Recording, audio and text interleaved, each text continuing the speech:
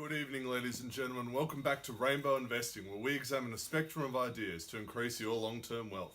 Now, tonight I'm going to talk about listed investment companies, or LICs, or LICs. And they're a really important thing to know about if you want to get started in investing, because there are many successful listed investment companies out there, and they're actually a really easy way to get started with investing, and I'll talk about that in a bit. And really, even if you don't own any, everyone should know at least what they are and how they work, and maybe how they can fit into an investing portfolio if you want to get started. So that's what we're talking about tonight. If you haven't already, make sure you hit that subscribe button. Really helps me out as a small YouTube channel, but let's get into it. So what is a listed investment company? Quite basically, a listed investment company is a company that owns other companies. And just like companies like the Commonwealth Bank, Telstra and Woolworths, you can buy shares in listed investment companies on the stock exchange. So just like other big public companies, each listed investment company will have a ticker symbol that you can punch in a brokerage app and buy shares in that company. And when you buy shares in a listed investment company, you're buying shares in a company that owns other companies. So this listed investment company you might have shares in might own Commonwealth Bank shares, might own Telstra shares. So when you buy shares in an LIC, you are actually buying those shares that that company owns indirectly. So why do people do this? Why do people buy shares in listed investment companies where they could just buy shares in the companies themselves?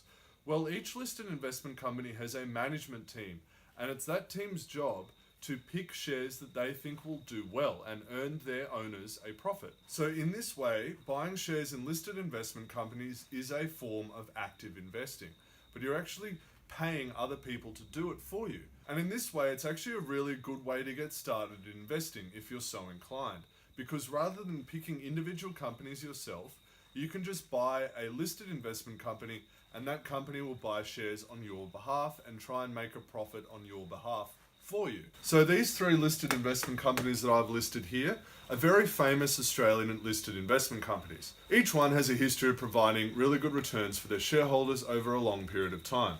So WAM stands for Wilson Asset Management, and WAM is the ticker symbol for their flagship listed investment company called WAM Capital. WAM Capital has done very well for its shareholders since its inception in the 1990s.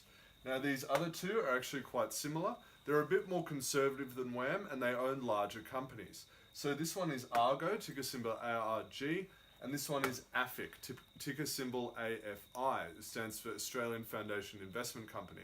And these last two in particular have a reputation for being very conservative and basically following, if not slightly outperforming, the ASX 200 index. So that's why people put their money with them. They want a slight outperformance for the index itself. So all three of these companies will own companies on your behalf. So for example, Argo and AFIC might own Commonwealth Bank because they think Commonwealth Bank is a good thing to buy. They might also decide that Commonwealth Bank might not be the best share to own, so they might sell it and buy another company, maybe Westpac, maybe something else. And you don't have to do a thing. The management teams for these investment companies will run the investment portfolio, and all you have to do is sit back and collect whatever profits they make.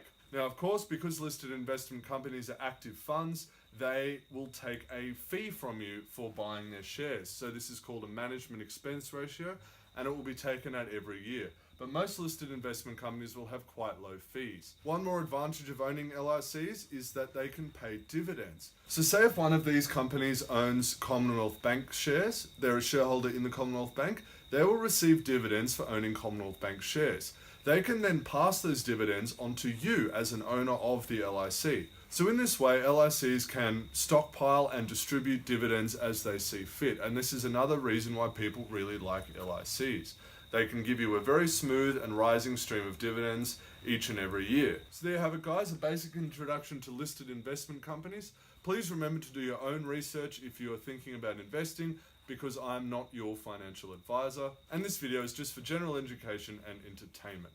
Okay guys, thanks so much for watching. If you found this video useful, please leave a like on it. And if you haven't already, hit that subscribe button. I'll be back soon with some more videos, but for now, good night.